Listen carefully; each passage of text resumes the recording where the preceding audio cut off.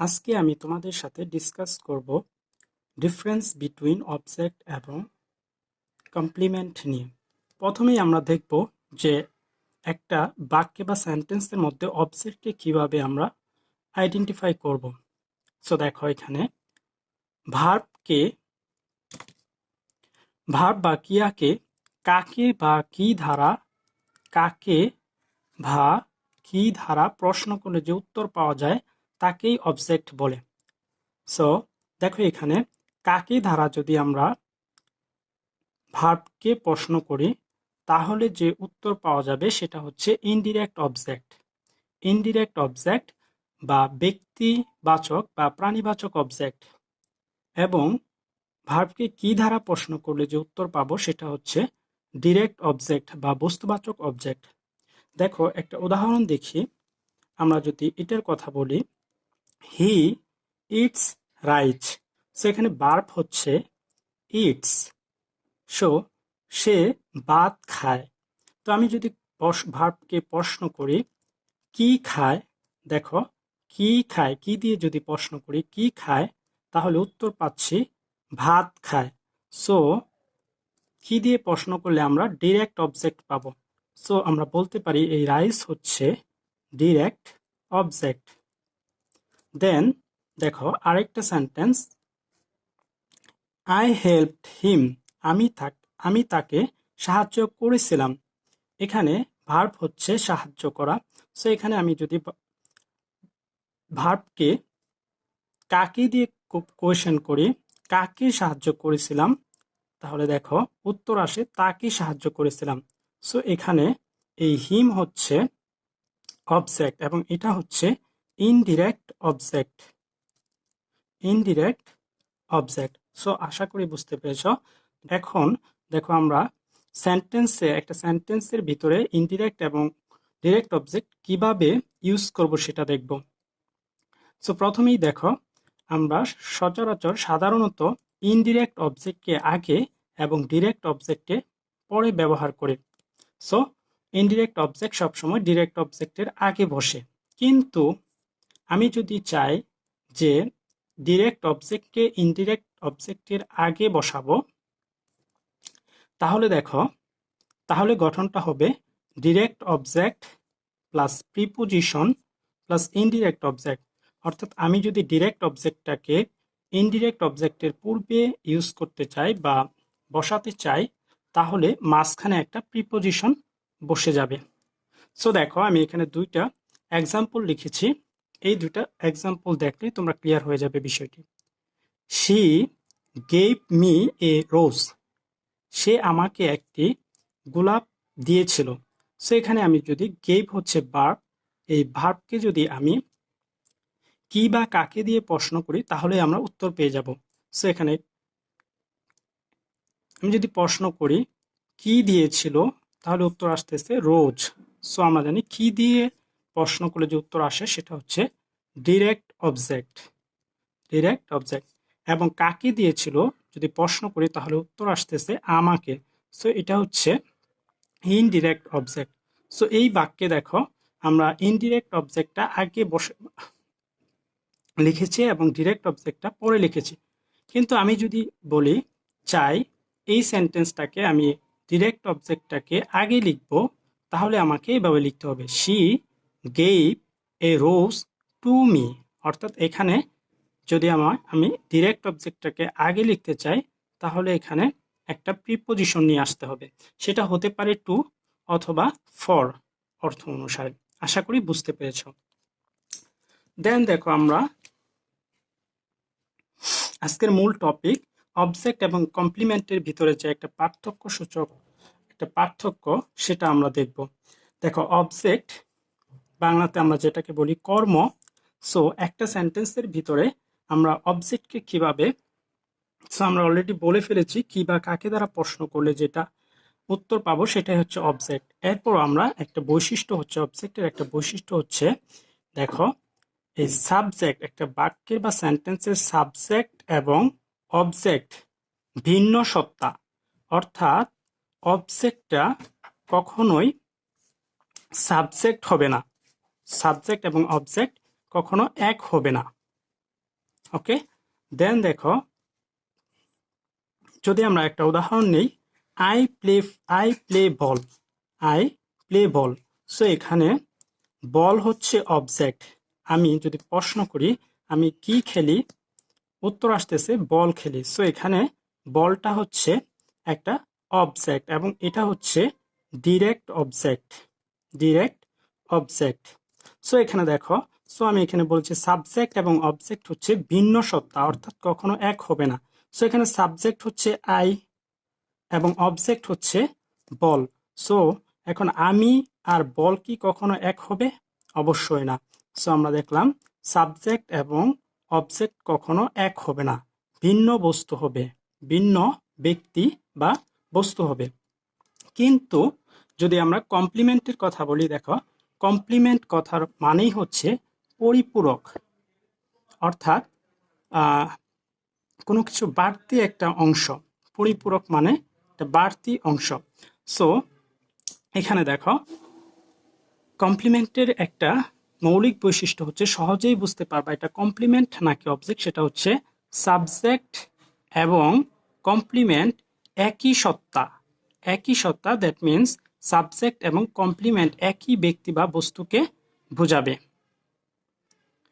যে যা সাবজেক্ট তাই কমপ্লিমেন্ট হিসেবে থাকবে। এটা হচ্ছে একটা কমপ্লিমেন্টের বৈশিষ্ট্য। দেন আরেকটা বৈশিষ্ট্য হচ্ছে সাবজেক্ট বা অবজেক্ট সম্পর্কে অতিরিক্ত তথ্য দেয়। তাহলে এই কমপ্লিমেন্ট কথার অর্থই হচ্ছে পরিপূরক।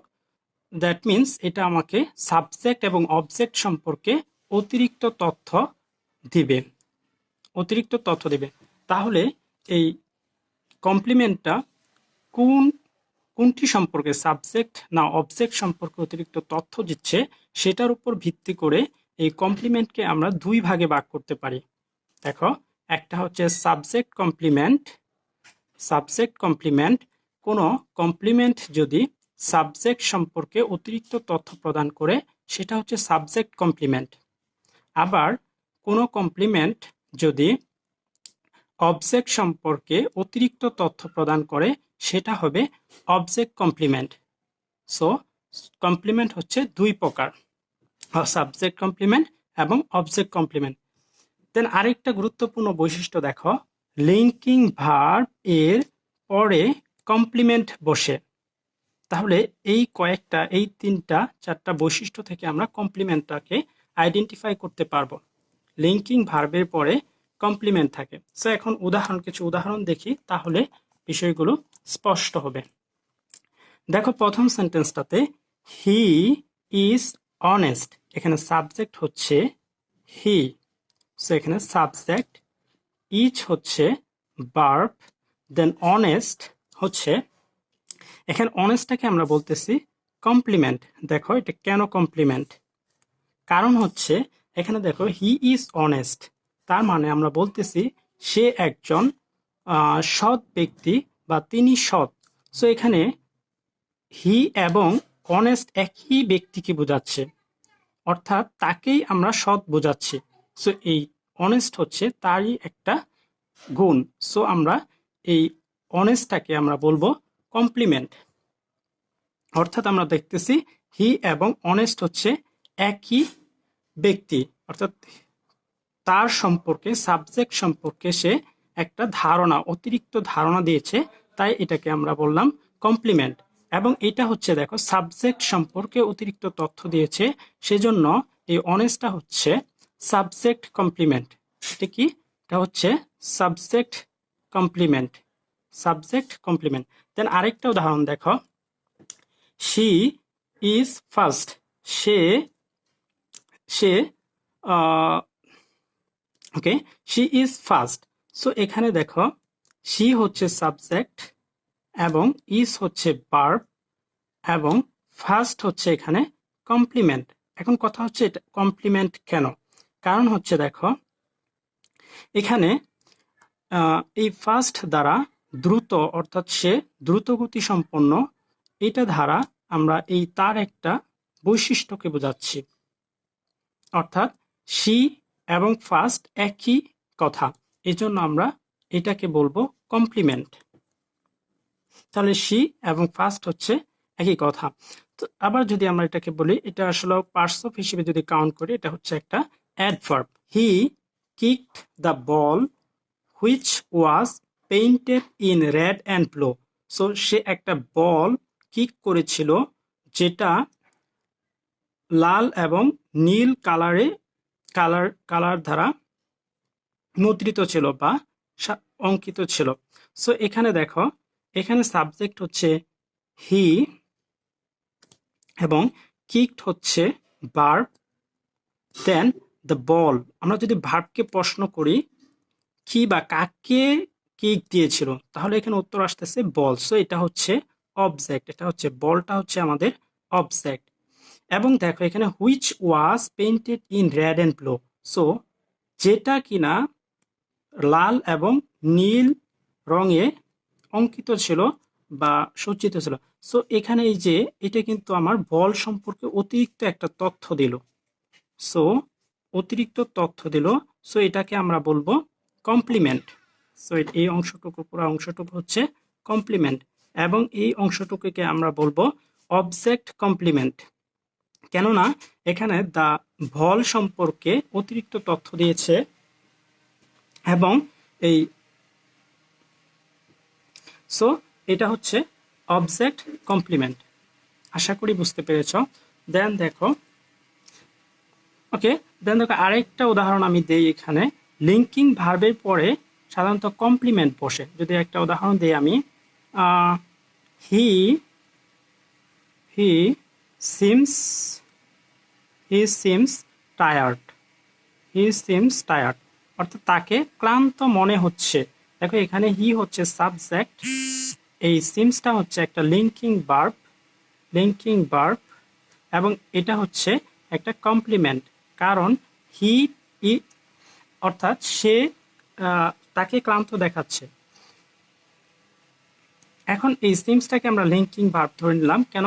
কারণ আমরা জানি যে লিঙ্কিং ভার্ব তুমি কিভাবে বুঝবা, এই লিঙ্কিং ভার্বকে আমরা জানি বি ভার্ব দিয়ে রিপ্লেস করা যায়। সো এই সিমসের জায়গায় যদি আমরা ইজ লিখি, দেখো তাহলে কিন্তু পরিপূর্ণ অর্থ হচ্ছে হি ইজ টায়ার্ড, সে ক্লান্ত।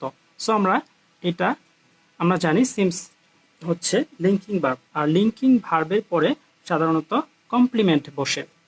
সো আশা করি বুঝতে পেরেছ। দেন দেখো আমি আরেকটা উদাহরণ দিয়ে আজকের মতো শেষ করব। This park is very tranquil and attractive in the evening. So এখানে দিস পার্কটা হচ্ছে সাবজেক্ট, দিস পার্ক হচ্ছে সাবজেক্ট, ইজ হচ্ছে এখানে ভার্ব, দেন ভেরি ট্রানকুইল মানে প্রশান্ত বা শান্তিপূর্ণ এবং অ্যাট্রাকটিভ ইন দ্য ইভিনিং, অর্থাৎ এই পার্কটি বিকালবেলা খুবই শান্ত প্রকৃতির এবং মনোরম থাকে বা খুবই মনোরম।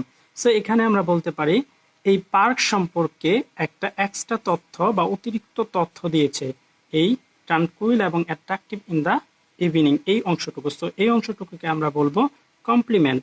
সো কমপ্লিমেন্ট, এবং এটা দেখো সাবজেক্ট সম্পর্কে অতিরিক্ত তথ্য দিয়েছে, তাই এটাকে আমরা বলবো সাবজেক্ট কমপ্লিমেন্ট। দেন দেখো তোমাদের জন্য আমি একটা টেস্ট রেখেছি, তোমরা আমাকে কমেন্ট সেকশনে জানিয়ে দিবে সুইট, এ ফুল এবং হিমসেল এগুলা কি, অবজেক্ট নাকি কমপ্লিমেন্ট।